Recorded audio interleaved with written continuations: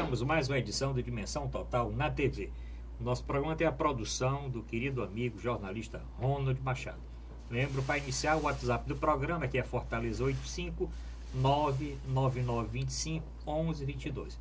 Lembro também o telespectador que queira rever algum dos nossos programas, só acessar o nosso portal na internet, portal arrudabastos.com.br. O telespectador pode rever mais de 200 programas que nós fizemos aqui anteriormente na TV+. Bom, hoje no programa que pinga fogo com o Dr. Zé Maria Filomeno. Dr. Zé Maria Filomeno é advogado, economista, colunista do jornal O Estado, debatedor do programa do Fernando Maia e do Ronald Machado na Rádio Assunção. Doutor Zé Maria, vamos falar do incêndio para começar, né? Um incêndio lamentável no Museu Nacional, um museu aí de 200 anos, né? Ele foi fundado no dia 6 de agosto, quer dizer, recentemente completou 200 anos, 6 de agosto de 1818, né? Um museu que tinha mais de 2 milhões de... 20 milhões. 20 milhões de peças. O que é que o senhor achou desse incêndio, doutor? Olha, lamentável, uma verdadeira tragédia. Eu ontem à noite, quando comecei a ver as cenas transmitidas na TV do incêndio, olha, quase que vem as lágrimas, boas lágrimas, porque um crime, um verdadeiro descaso, abandono. Acidentes existem, né? Existem incêndios que não são provocados e nem são decorrentes de nenhum desleixo. Mas esse não, porque foi reportado pelos diretores do museu, por funcionários do museu, que o museu vinha sofrendo com dificuldades tremendas de manutenção. O museu vive com verbas muito restritas, né, da Universidade Federal Fluminense, lá do Rio de Janeiro, poucas dotações orçamentárias, tinha realmente uma verba liberada, já a ser liberada pelo BNDES, tanto para a restauração como para a ampliação e modernização do museu, mas segundo lá os curadores do museu, isso não chegou a tempo. E um verdadeiro, olha, uma tragédia porque o museu, como você bem disse, o Brasil é um país que preza muito pouco pela sua memória histórica, cultural, científica, e esse era um dos poucos museus que tinha, né, um acervo muito significativo. O museu, por si só, tinha um valor histórico, porque sediado no Palácio Imperial, no então Palácio Imperial, onde morou Dom João VI, ainda no período aí da regência, da colônia, né? Dom Pedro I, Dom Pedro II. Então, o museu que faz parte da história nacional e tinham acervos muito significativos, tanto do ponto de vista artístico, histórico, como científico, né? Era também um museu científico, tinha aí peças de enorme valor arqueológico, científico. Você tinha no museu, se não me engano, múmias egípcias, né? Tumbas egípcias, artefatos aí da antiguidade, que foram inclusive, muitos dos quais foram inclusive doações, né? Foram ainda de casamento, né? De Dom Pedro I, quando veio para o Brasil. Um acervo inestimável. Olha, um prejuízo, porque um acervo histórico desse é irreparável, porque dinheiro se perde, né? Dinheiro se perde, bens materiais, assim, puramente materiais, carro, avião, você pode reconstruir, refazer. Agora, essas peças de valor histórico são insubstituíveis, né? Realmente é uma perda gritante. Eu fiquei realmente chocado. O Brasil, todo mundo todo está chocado com o que aconteceu. Você tem lá o fóssil mais antigo de um Homo sapiens, né, na América Latina, né, que é a Luzia, né, e diversos outros, né? O acervo graças a Deus, parece-me que o prédio, né, a estrutura física, pelo menos a estrutura física, ela poderá ser restaurada. Ela não foi totalmente comprometida. Paredes internas, lajes internas realmente tombaram, mas pelo menos a arquitetura externa, né, a fachada externa do prédio vai ser preservada. Agora, o principal são os acervos, né? Porque os acervos são insubstituíveis, é uma pena. Isso demonstra, né, que nós preservamos, nós damos muito pouco valor à preservação do nosso patrimônio histórico, né, no resgate das nossas raízes, né, que se faz através do acervo do patrimônio histórico, cultural e arquitetônico, que foi um prejuízo mundial lamentável. Eu espero que sirva pelo menos de exemplo para que os governantes passem a dar mais valor, passem a dedicar mais recursos, atenção e à preservação, né, do patrimônio histórico. Vamos aproveitar esse bloco para falar um pouquinho a respeito da cultura e dos museus, né? Porque no levantamento que foi feito, agora todo levantamento vai acontecer, né? Primeiro, a própria fala do reitor da UFRJ, dizendo que com 2,5 milhões não teria acontecido o incêndio. 2,5 milhões era um montante dentro de um aporte de 20 milhões, que era exatamente para fazer o que todo local tem hoje em dia, que é aquele serviço de disparo automático contra incêndio. Teve fumaça, teve fogo, começa a sair água de tudo que é canto ali, né? E aí a água... Sprinkles, que chama. O incêndio não prospera. 2,5 milhões, isso teria sido resolvido, né? Desde 2015, esse recurso foi aprovado, isso na fala do reitor, né? Que é o Roberto Leller, o nome dele mais ou menos assim. Tinha esse recurso aprovado, mas nunca conseguiu se viabilizar que esse projeto fosse para frente, que é um projeto de proteção exatamente contra incêndio, né? Que em todo local hoje tem, né? Você não admite hoje ser inaugurado um prédio, uma residência qualquer, uma loja, um comércio que não tenha o serviço de proteção. Ali a temperatura aumentou, teve fumaça, teve alguma coisa, na mesma hora dispara jatos de água em tudo que é local. Um incêndio. Você vê a velocidade que foi o incêndio, né? Porque não tinha proteção nenhuma. Começou às 7h30 da noite, quando era 8 horas, o prédio estava todo... Olha, até porque, né, o maior risco que se tem a um museu é exatamente o incêndio, né? Porque o incêndio é devastador, o incêndio ele aniquila, né, todo o acervo, todo o patrimônio. Então, com toda a tecnologia que se dispõe hoje, como você bem disse, de sistemas automatizados, com sensores, que com a mínima verificação da possibilidade de fumaça ou de aumento de temperatura já dispara, né, aqueles jatos d'água, de vapor d'água. Isso tem que ser o mais moderno possível. Então, agora, nós temos que rever o conceito de preservação de cultura. Então, o Brasil, logicamente, que agora está se levantando, que é destinado muito pouco recurso para o museu, parece que 500 e poucos mil reais, né?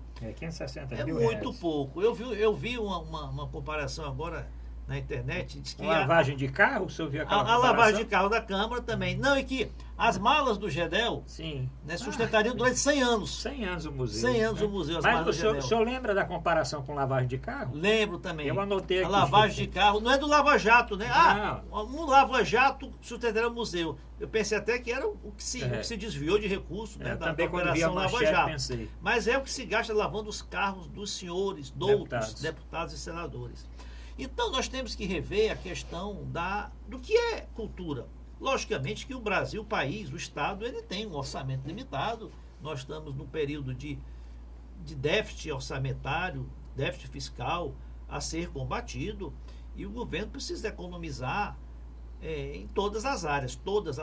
Agora, se gasta muito dinheiro na cultura, mas em aspectos que eu acho que não seriam prioridades, né? Você vê a Lei Rouanet, ela beneficia peças de teatro que tem fim até comercial, filmes, né? Muitos produzidos até pela Globo Filmes, né?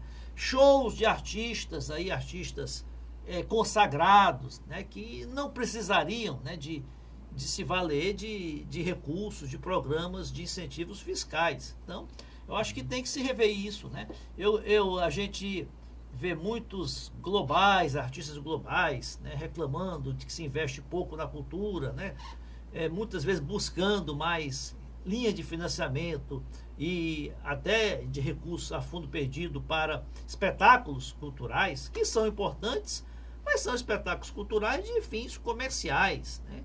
Eu acho que o recurso público, que é escasso, destinado à cultura, né, a rúbrica da cultura, tem que ser primordialmente preservação do patrimônio cultural, preservação dos museus, dos prédios públicos, das praças e até mesmo de espetáculos, mas espetáculos que não sejam fins comerciais. Você ter aí sinfonias, você ter aí a música erudita, ou mesmo escolas, né? Escolas de arte, que muitas vezes, para serem beneficiadas a classe mais pobre, a classe socialmente menos abastada, que não tem recurso para que seus filhos estudem em escolas de arte privadas, né? Que o governo possa subsidiar, bancar isso. Você vê, doutor Arruda, o mundo inteiro, né, preserva os seus museus, as suas praças, os seus prédios, o patrimônio histórico, cultural. É uma questão até não só de valorização da cultura, mas de incentivo ao turismo, né? Quando nós chegamos a qualquer cidade do mundo, eu pelo menos eu reservo parte do meu expediente a visitar museus, visitar igrejas, visitar palácios, né?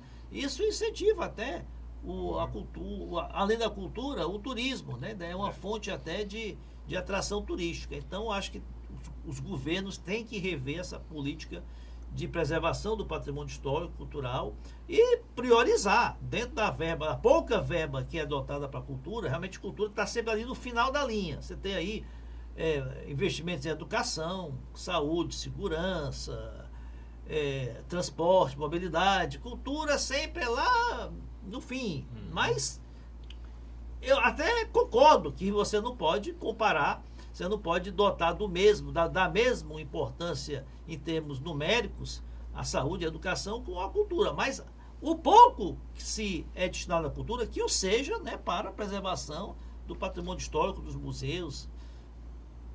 Doutor Zé Maria, nesse aspecto, nós temos dois dados aqui. Só lembrando, o que o senhor falou foi aquele site Contas Abertas, né, que fez o levantamento. 83 veículos lavados em lava-jato dos deputados, 83, a Câmara gastou 643 mil reais no ano de 2017. Para o museu era 560. Ou seja, para lavar 83 carros durante um ano, se gastou mais do que o recurso destinado para a conservação do museu.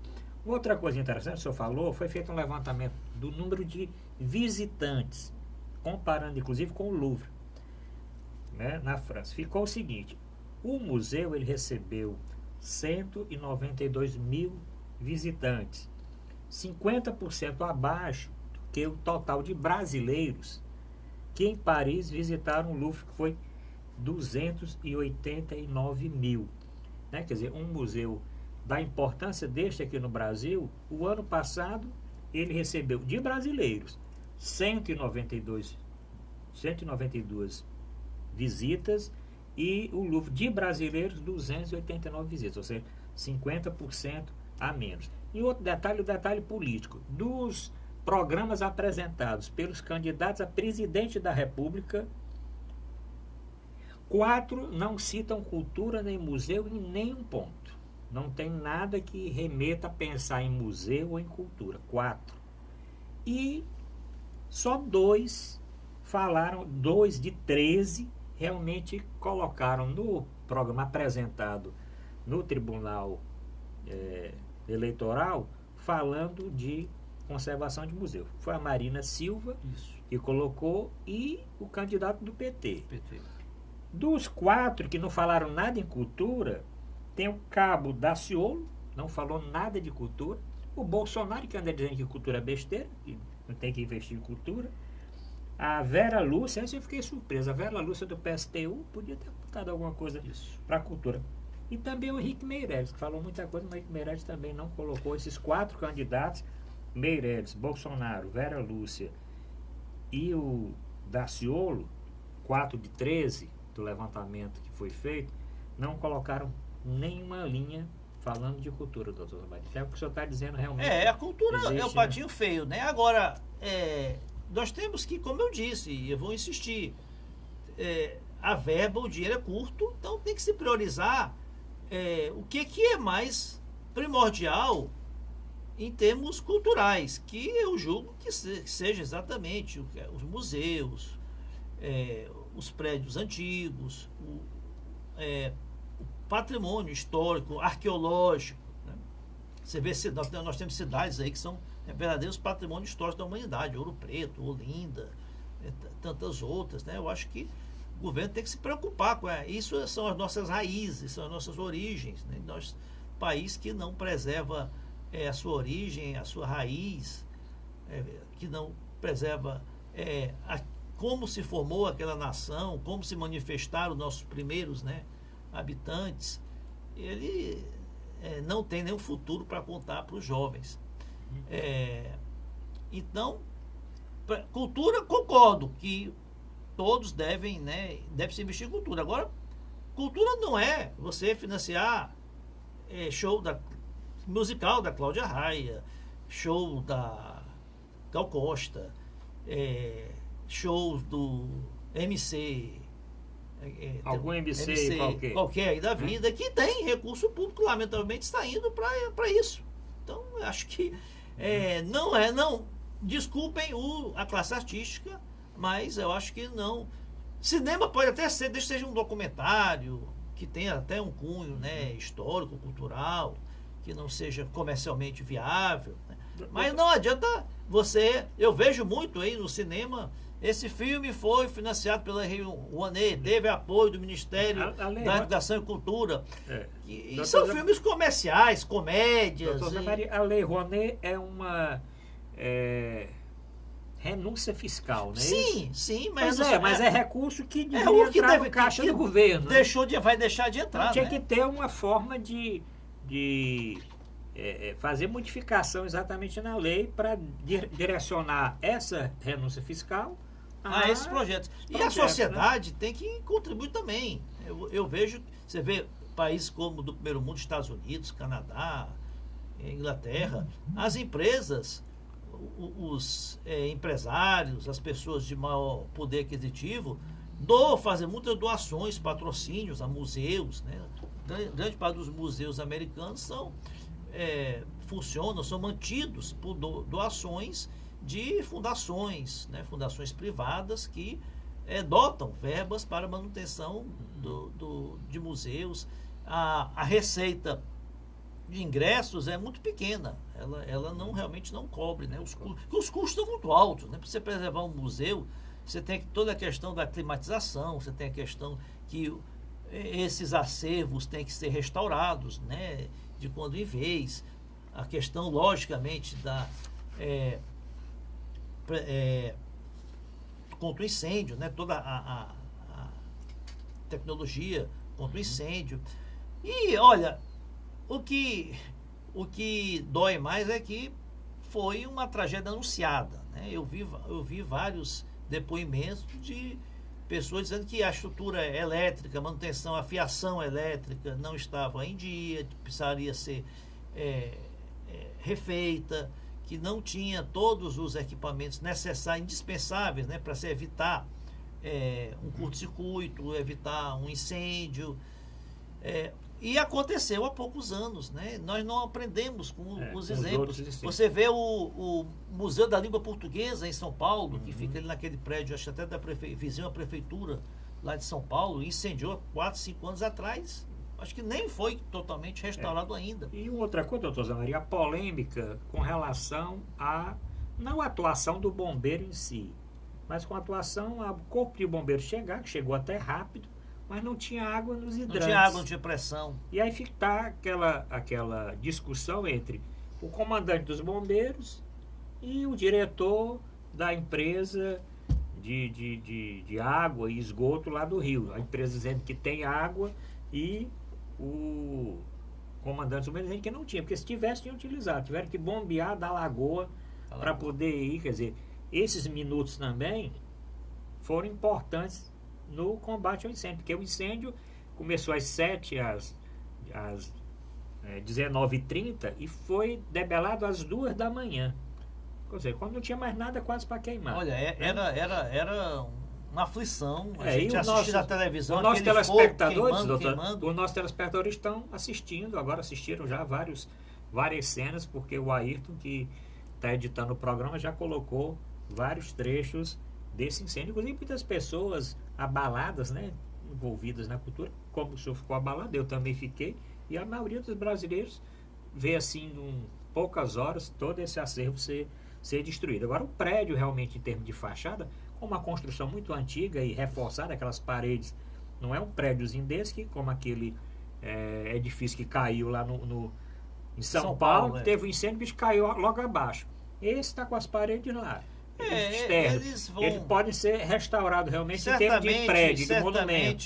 Mas o acervo, só aquele meteoro lá que não vai derreter. O meteoro que não vai derreter com incêndio desse. Agora, lamentável, ocorreu esse incêndio em São Paulo há poucos anos atrás. Isso era para ter sido um sinal de alerta para que os principais museus fossem dotados de sistemas bem eficientes, bem modernos de combate ao incêndio e de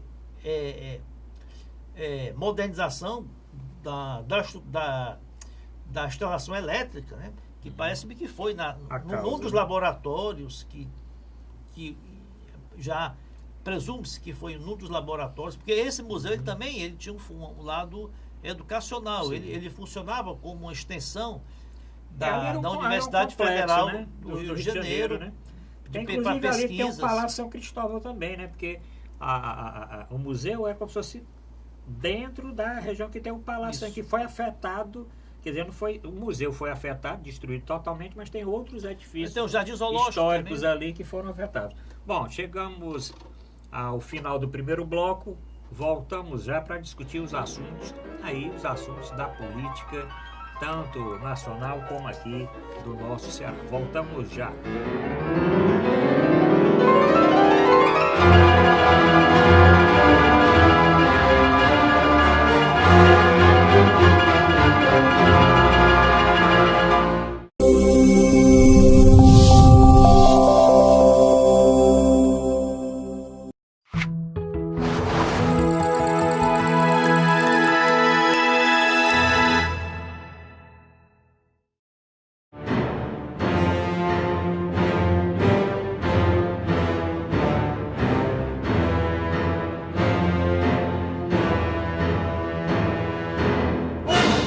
Dimensão Total na TV.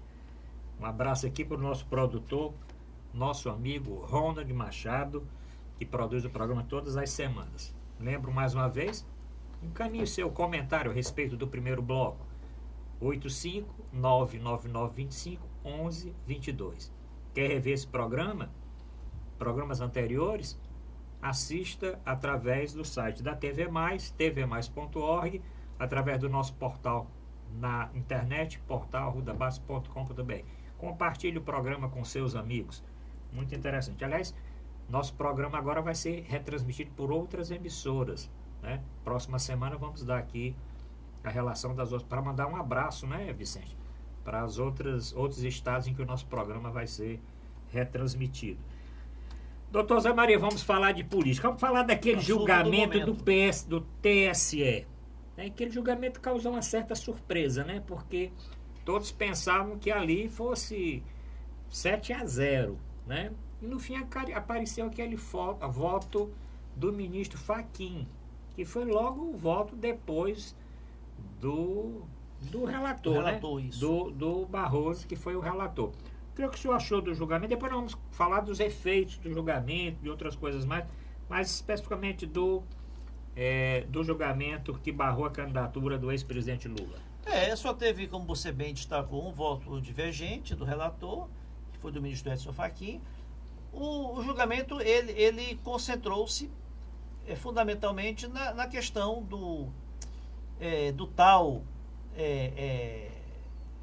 comunicado ou Direitos humanos, né? Que a tal recomendação do Comitê de Direitos Humanos da ONU, já que a causa básica que levou à decretação de inelegibilidade, o fundamento básico, que é a incidência, né, da lei da ficha limpa, e que o ex-presidente Lula estaria em curso por ter sua condenação já chancelada em segunda instância, isso foi unânime, né? Isso foi em conteste durante o julgamento. O próprio ministro Edson Fachin afirmou que, embora ele fosse pela lei brasileira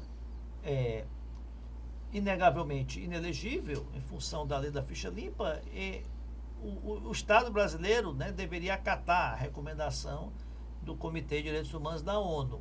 Ora, prevaleceu o voto, prevaleceu o fundamento do ministro relator, acompanhado dos demais, né, que proferiu um voto muito lúcido, né, muito esclarecedor, de que, em primeiro plano, o Comitê de Direitos Humanos da ONU, ele não é um órgão judicante, ele não é uma corte de apelação internacional.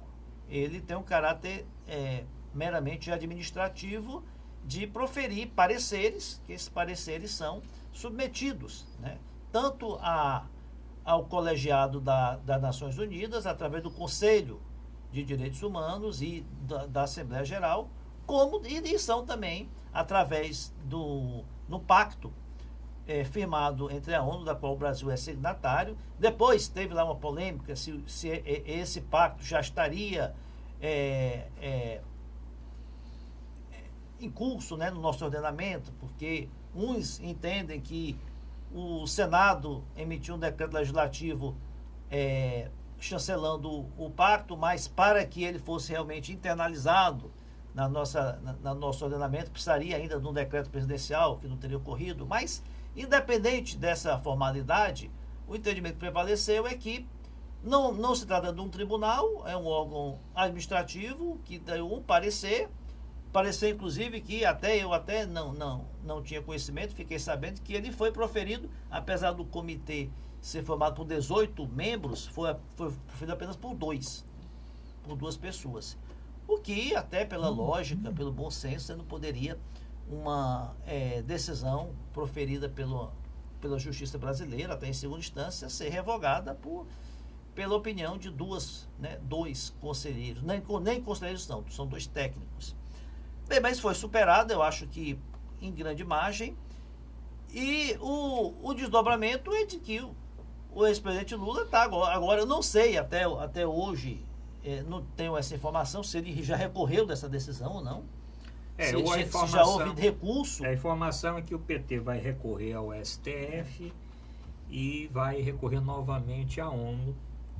E só antes disso vai retirar ou não a candidatura do ex-presidente Lula. Quer dizer, uma decisão foi tomada, pelo menos a informação que chegou aqui ao programa é que o PT não vai fazer essa substituição hoje ou agora, nesses dias, tem 10 dias, né, pelo que ficou votado. Ele vai primeiro fazer esse recurso ao STF e também vai tratar novamente com a ONU. Não sei que tipo de recurso é esse que vai ser o voto da ministra Rosa Weber, presidenta do TSE, achei muito sensato. Ela disse que, olha, esse parecer não pode ser totalmente desmerecido, ele tem que ser considerado, mas tem que ser considerado como um parecer, não como uma determinação judicial, porque o comitê não é uma corte. Existem cortes internacionais que inclusive deliberam sobre questões de infração a direitos humanos, que é a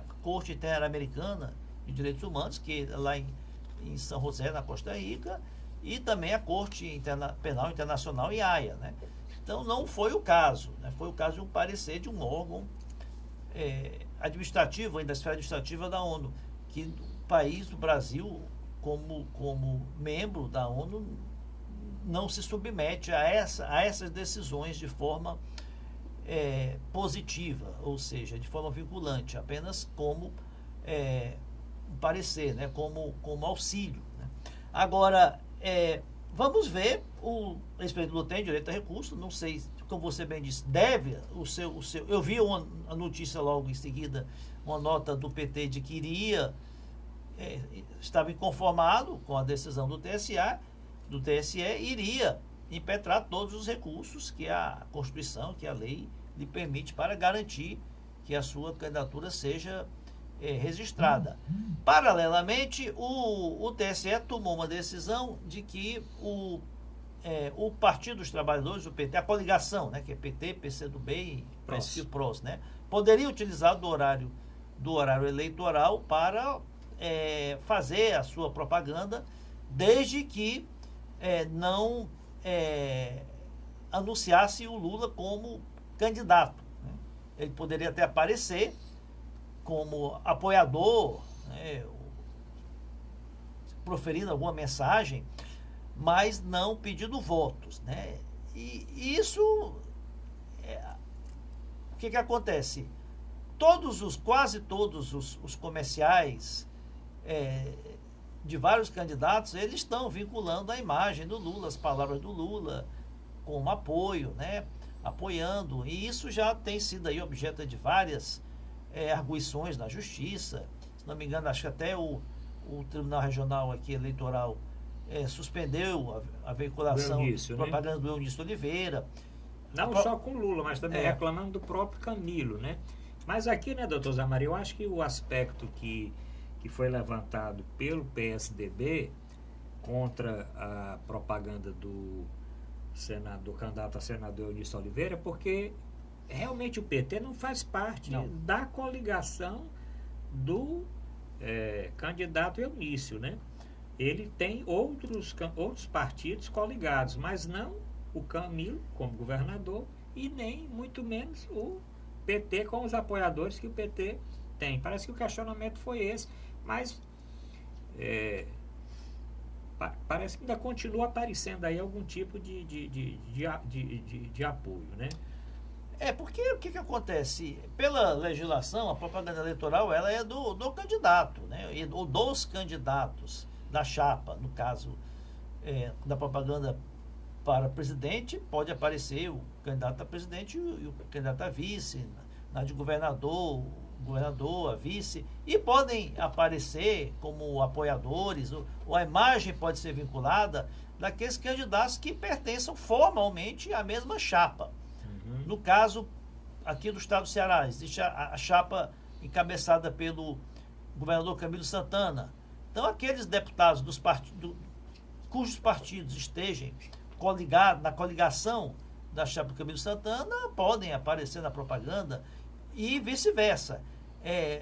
Na propaganda do candidato a deputado estadual, federal, pode aparecer a imagem do candidato ao governo, ao Senado da sua chapa. Não pode ter em chapas divergentes, que estava ocorrendo aí no caso do Eunício. Ele estava vinculando a figura do Lula, que não é até estranho agora isso, né? Porque o Lula também não é candidato, mas então, se ele não é candidato, ele é só a figura do Lula é hoje um filiado, é um eleitor, é um cidadão como qualquer outro que é filiado ao PT. Mas ele é uma figura política de tanta expressão, né, que entende-se que ele é do PT, né, de qualquer maneira, né? É vinculado ao PT. Então ele não pode aparecer na propaganda. Pode até aparecer, não pode pedir votos para ele mesmo, pode pedir votos para terceiros, né? Agora, o que se verifica é que candidatos de vários partidos, do PT, até mesmo do MDB, o Eunício é do MDB, o MDB tem candidato a presidente, né, que é o Henrique Meirelles. Então, é uma questão até que há uma incoerência aí, há uma contradição. Como é que um candidato de um partido que tem candidato a presidente, né, posa ao lado da figura de um candidato a presidente do outro partido, né? Essas contradições que existem na prática, na realidade da nossa política, nós conhecemos, sabemos, mas o TSE, a Justiça Eleitoral, procura que isso seja sanado, que isso não seja vinculado, porque realmente confunde a cabeça do eleitor, o eleitor fica sem entender, né? Tem que haver um mínimo de coerência. Doutor Zé Maria, a legislação prevê uma série de coisas, inclusive ela foi... O problema dessa legislação é que praticamente todo ano modifica essa legislação eleitoral, né? Eu lembro bem, alguns anos atrás, eu lembro alguns anos atrás tinha um limite, parece que agora tem um limite de 25%. 25% do tempo não pode ser ocupado pelo apoiador, pode ser ocupado pelo apoiador. O restante tem que ser o candidato. Né? Tem esse tipo de coisa. Mas eu queria que o senhor, diante disso, presidente Lula Barrato, como é que fica o espólio aí desses votos nessa primeira semana eleitoral? O que é que o senhor podia dizer? Tivemos aí a propaganda eleitoral gratuita, começou no final da semana passada, tivemos essa semana aí uma propaganda no ar, tanto com os spots no meio da programação, como os programas, né, vinculados 2 vezes por dia, no rádio e na televisão. O que é que o senhor achou dos programas? E o que é que o senhor achou com essa saída do presidente Lula, se confirmando a saída da transferência de votos do presidente Lula para o vice, que é o Haddad, ex-prefeito de São Paulo, e como fica aí o Ciro, a Marina, o Bolsonaro, o Alckmin e os outros candidatos? Bem, ainda quero só concluir a questão aí da propaganda eleitoral. Os candidatos no Brasil inteiro, principalmente no Nordeste, eles procuram, de vários partidos, mesmo partidos que têm outros candidatos a presidente, eles procuram se vincular ao Lula, pegar uma carona na popularidade que o ex-presidente tem, principalmente aqui no Nordeste, o caso do Eunício e tantos outros, né? Agora, os candidatos estão no papel deles, acham que turbinam, né? Que eles têm uma chancela positiva com o eleitorado aparecendo, se vinculando ao Lula. Agora, o eleitor é que tem que tomar cuidado, porque uma coisa é o Lula, outra coisa são os outros, né? O simples fato de alguém estar com a fotografia do Lula ao seu lado, ou exibir um vídeo antigo do Lula elogiando o candidato, ou pedindo voto na eleição passada, isso não credencia o candidato, isso não faz do candidato mais apto ou mais qualificado. O ex-presidente Lula, ele tinha, durante a sua presidência e depois, ele abriu o leque de alianças para quem quisesse apoiar o PT. Quem o apoiasse podia vir, né? Era bem recebido e ele retribuiu o apoio. Não tinha nenhuma restrição se era ficha suja, se era ficha limpa, se tinha processo, se não tinha processo. É a questão só de conveniência política. Tanto que, olha, o Sérgio Cabral tem aí dezenas de vídeos do Lula pedindo voto para o Sérgio Cabral, pedindo voto para tantos outros aí que depois, né, foram pegos aí na Lava Jato e uns estão até presos. Até o próprio Maluf posou com o Lula e o Haddad, né? Porque o Lula queria o apoio do Maluf para o Haddad, então vale tudo, né? Então, o eleitor toma muito cuidado. Não é o fato de aparecer com o Lula que o candidato é bom. Sobre como é que fica a questão eleitoral com o Lula fora da disputa, ainda está muito incerto. Tudo indica que o Haddad será mesmo alçado ao cargo, a candidatura presidencial. E a Manuela Dávila substituirá o Haddad no cargo de vice. Isso é o que estava orquestrado, né, na convenção partidária, já prevendo-se, né, uma impugnação da candidatura do Lula, como de fato está ocorrendo.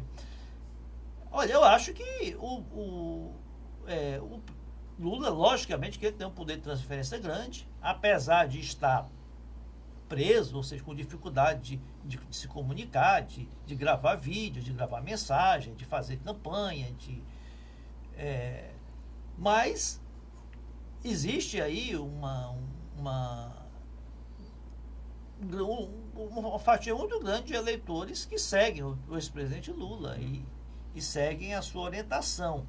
Não sei se será suficiente só os próximos dias, só a partir do momento em que o Haddad for realmente substituir de fato o Lula e for aparecer na propaganda como candidato, logicamente que vão vincular a imagem do ex-presidente Lula. Logicamente que certamente já existem vídeos e gravações do Lula indicando o Haddad. Vamos aguardar. A força do PT é muito grande, né? Embora eu destaque que o Lula é muito maior do que o PT.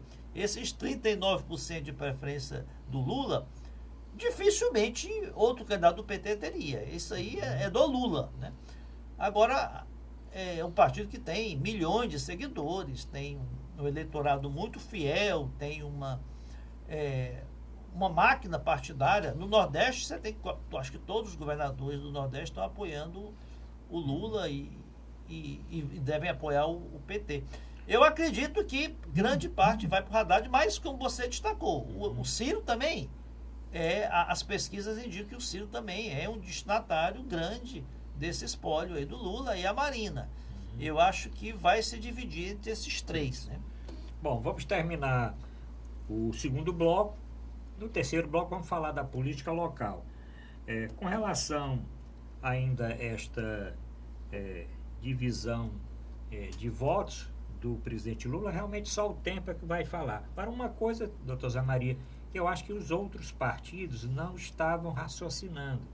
Era a presença, mesmo sem ser candidato, do presidente Lula nas propagandas. Eu acho que raciocinou que o Tribunal Eleitoral ia dizer, ele não pode aparecer, que seria um absurdo, que ninguém pode proibir, mesmo a pessoa presa de aparecer, não pode pedir voto, mas que apareça. Ele não pode gravar novas, ele não pode ir lá no presídio, no federal e que ele o Haddad, como foi candidato a prefeito 2 vezes em São Paulo, tem centenas de vídeos, o Lula pedindo não para presidente, mas pedindo para governador, para prefeito na época. Então aí, hoje em dia, todo mundo sabe que edição é muito... Você pode editar os trechos em que ele está pedindo voto sem falar que é para prefeito. Ou falando alguma coisa do tempo que ele foi ministro da Educação, alguma coisa assim. Eu acho que o que ficou... Tanto que tem muitos partidos que já entraram, acho que não saiu nenhum resultado, ou não foi favorável, querendo proibir o presidente... Bom, que ele não pode pedir voto e nem ter nenhuma alusão com o nome dele a presidente, isso aí todo mundo sabe que é tranquilo. Mas a presença dele, eu não acredito que vá prosperar nenhuma proibição, porque é a mesma coisa. Quem quiser botar o Temer, pode botar.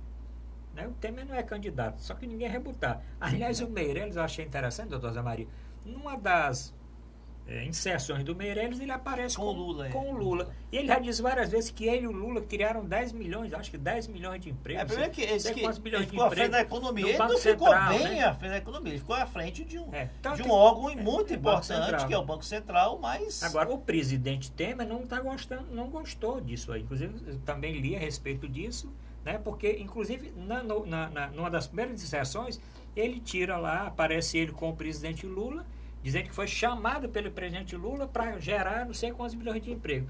Depois foi para corrigir alguns, mas não falou que foi o Temer que chamou, né? Ele não falou. Vamos aguardar, realmente essa semana vai... Aliás, nós estamos chegando muito próximo à eleição, né? Hoje, essa semana... Não, a campanha acho que é a mais curta da história. Mas voltamos já no terceiro bloco para falar um pouco da política aqui no Ceará.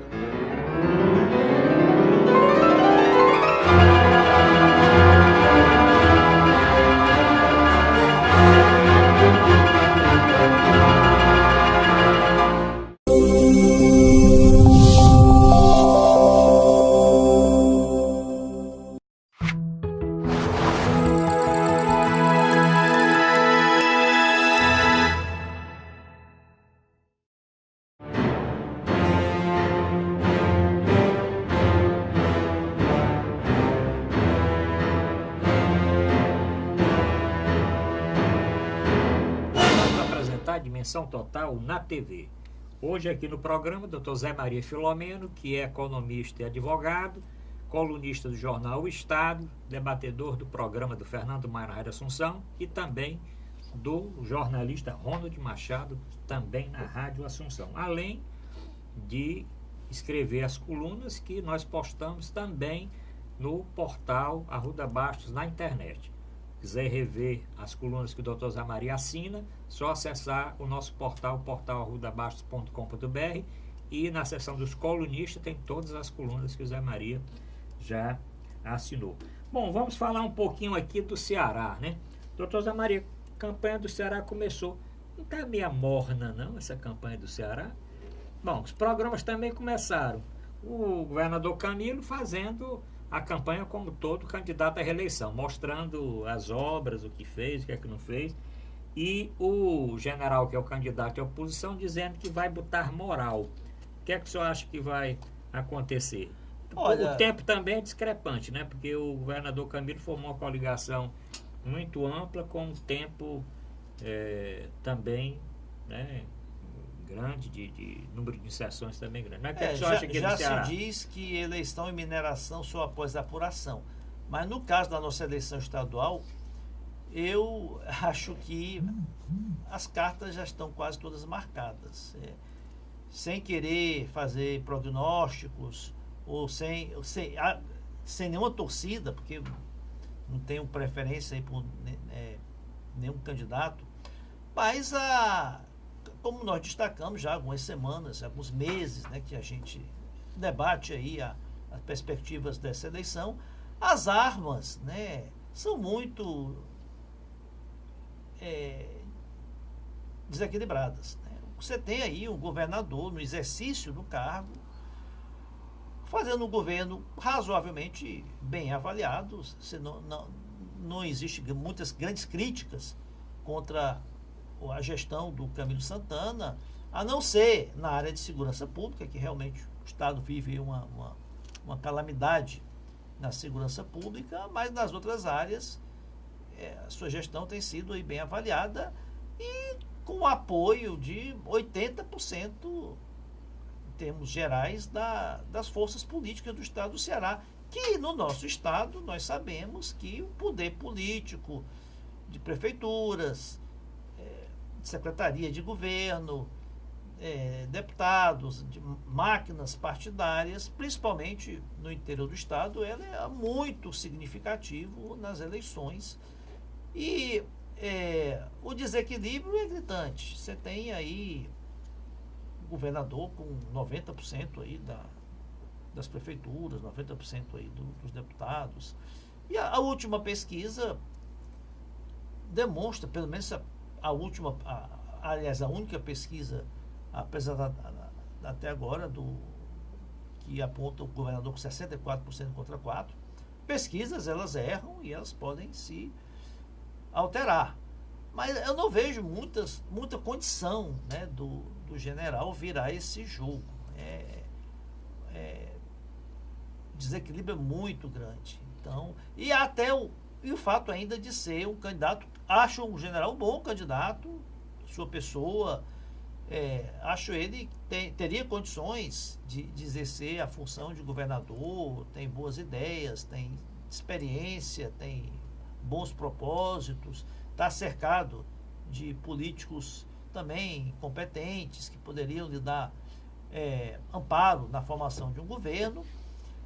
Não é essa a questão. A questão é que as armas que ele tem para ganhar a eleição são muito desproporcionais com a máquina do governo, numa campanha, como você bem destacou, muito curta, né? E ele ainda tem que se fazer conhecer. Muito pouco conhecido. Ele chegou aqui no estado do Ceará, em termos politicamente, agora. Nunca disputou outra eleição. Ele era militar, atuava, inclusive, não atuou nunca no estado do Ceará, dentro das Forças Armadas. Muito pouco conhecido, numa campanha curta. Acho muito difícil que essa eleição chegue ao segundo turno. É por isso, doutor Zé Maria, que eu estou achando realmente, acho que por essa disparidade. E no Senado, coisa parecida também, né? No Senado nós temos muitos candidatos, mas da mesma forma o tempo de televisão é desproporcional Sim, entre os eu candidatos, também, né? eu também esqueci de mencionar o tempo de televisão, de rádio, que seria importantíssimo para o general tornar-se mais conhecido. E ele tem aí 25% do tempo destinado ao Câmbio de Santana. A propaganda do Câmbio de Santana é aquele, é um baile de mostrando obras, mostrando escolas, mostrando conquista do seu governo, aquela propaganda bem massificante, bem positiva. No Senado, eu acho que o Cid Gomes, ele está numa situação muito confortável, porque foi governador 8 anos, está à frente aí, juntamente com o Ciro, do grupo político hegemônico do estado do Ceará, foi muito bem avaliado nos seus governos, tem o apoio do governador, está fazendo dobradinha com o governador, então não acho que é uma eleição certíssima. A outra vaga é que também, apesar do desgaste, apesar que o senador Eunício Oliveira, em determinado setor da sociedade, tem, em função aí de menção do seu nome, em investigações aí envolvendo o seu partido, o MDB, e também o fato de não estar coligado formalmente com o governador.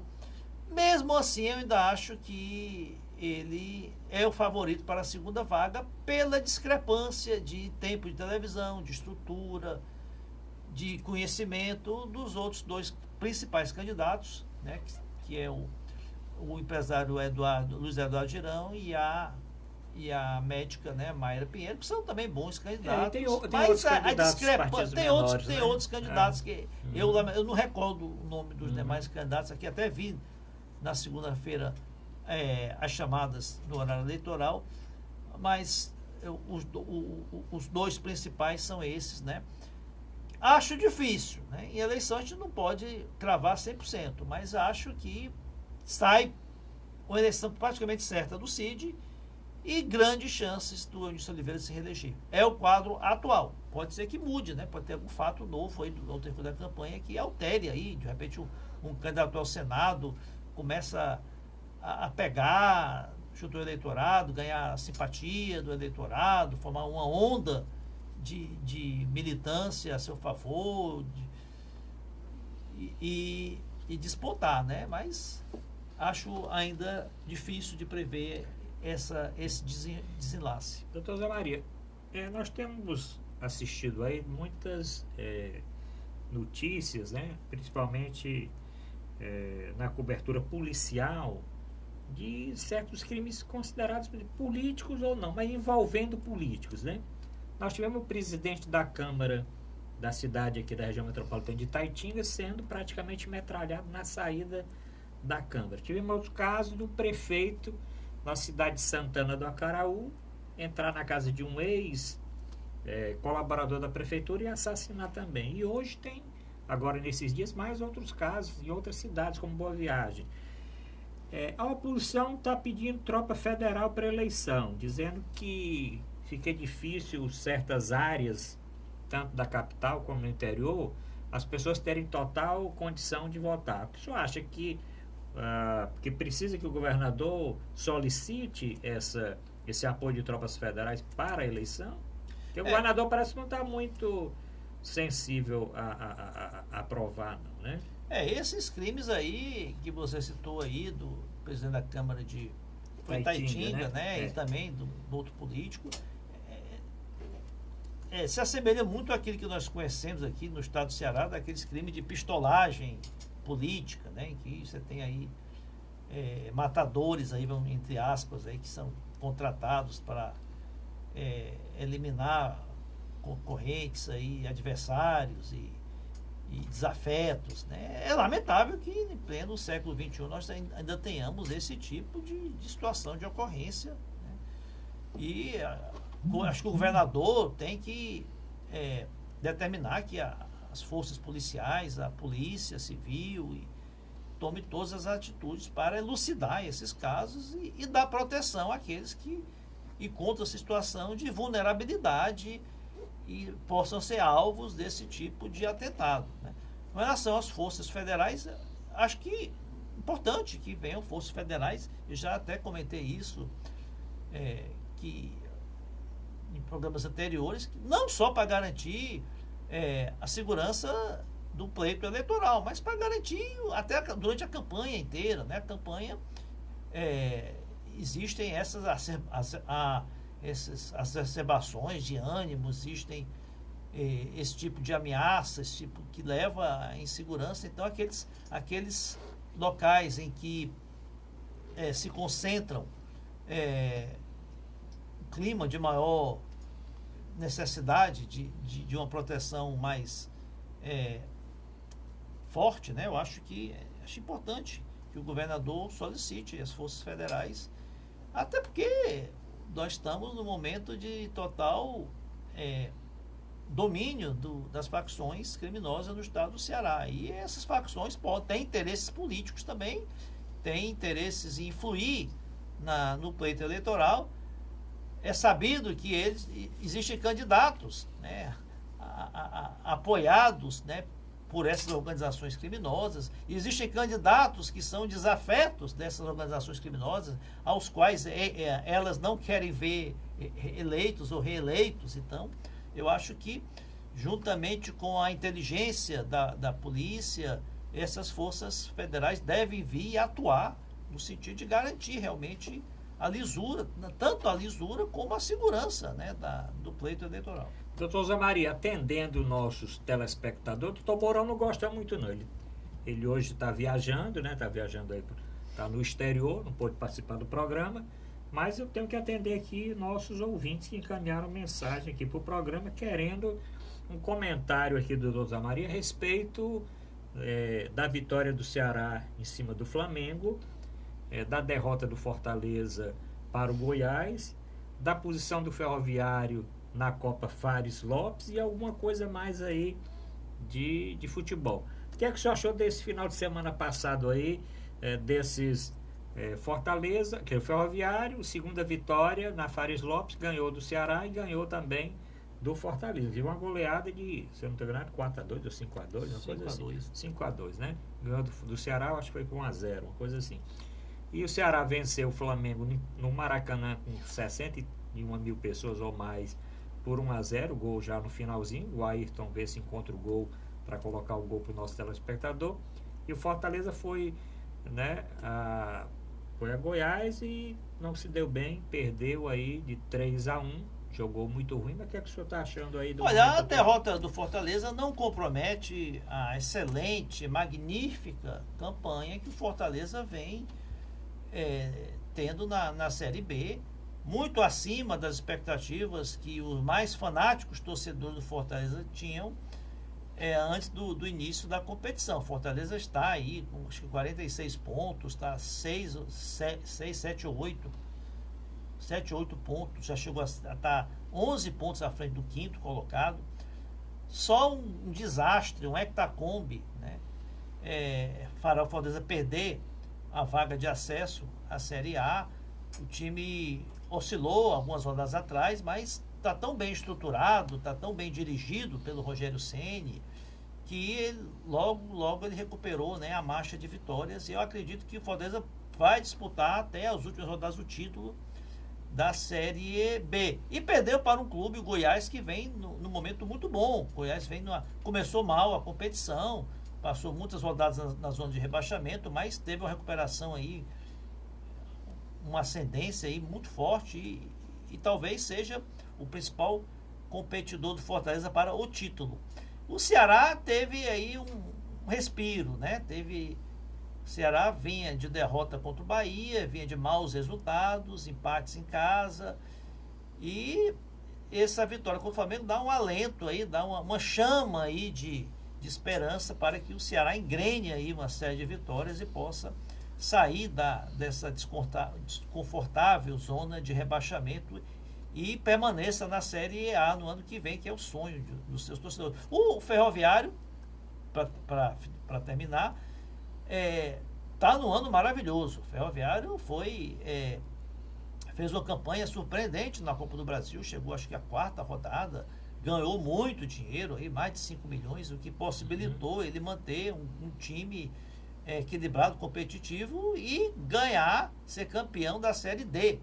Né? Além do acesso à Série B, a Série C o ano que vem, foi campeão brasileiro da Série D e está mantendo com muita propriedade o trabalho, manteve o elenco e está disputando aí a Fares Lopes, é o líder e tem tudo para vencer a Fares Lopes, que é uma competição, apesar de ser uma competição estadual, é uma competição que ela é importante porque ela dá uma vaga à Copa do Brasil no ano que vem. Então, muito bem a diretoria do Ferroviário manteve, não desmontou o time, como muitos esperavam, manteve o elenco, a comissão técnica para disputar a Fares Lopes, apesar de ser uma competição importante, mas que não tem tanto retorno financeiro, mas foi importante para manter a estrutura do time e a vaga da Copa do Brasil, que é importante. Então aí, Fortaleza, Ferroviário de parabéns, o Ceará ainda na luta aí, na esperança de conseguir sair desse engasgo aí que é a zona de rebaixamento. O Ceará podia estar melhor, alguns jogos aí que ele podia ter vencido, perdeu, quer dizer, do Santos aqui em Fortaleza podia ter ganho do Santos, até com uma certa facilidade perdeu, ficou quase o finalzinho ali empatando com o São Paulo no Morumbi, no domingo aí para trás também não conseguiu vencer. Perdeu para o São Paulo. Perdeu para o São Paulo, não conseguiu vencer, né? Foi derrotado por 1-0. Vamos esperar que ele agora engate aí uma série de vitórias, porque só assim está muito difícil ainda a situação do Ceará, porque vai depender dele ter o Ceará joga, o programa está sendo exibido hoje, né? Quarta-feira, com o Corinthians no Castelão. E eu acredito que se o Ceará conseguir vencer o Corinthians, ele vai embalar aí uma motivação, um entusiasmo, né, para sair dessa situação tão desconfortável. É difícil, porque ele tem que vencer Corinthians, tem que vencer Internacional, tem que vencer Palmeiras, Grêmio. São clubes de um porte muito superior ao Ceará, mas que futebol são 11 contra 11 e o jogo contra o Flamengo demonstrou isso. Né? O Flamengo era super favorito, jogando no Maracanã com mais de 60 mil pessoas, mas o Ceará foi lá e venceu e tem que encarar os outros de igual para igual se quiser sair dessa situação. Bom, infelizmente terminamos o programa. Agradecer ao doutor Zé Maria Filomeno, que participou do programa de hoje, dizendo que o doutor Morocco deve estar voltando nos próximos dias. E a prova que nós atendemos o nosso telespectador, que o seu Manuel Veras, aqui de Fortaleza do Conjunto José Valdo, encaminhou esse pedido. Nós voltamos a comentar hoje exatamente sobre futebol. Obrigado a todos e até a próxima semana.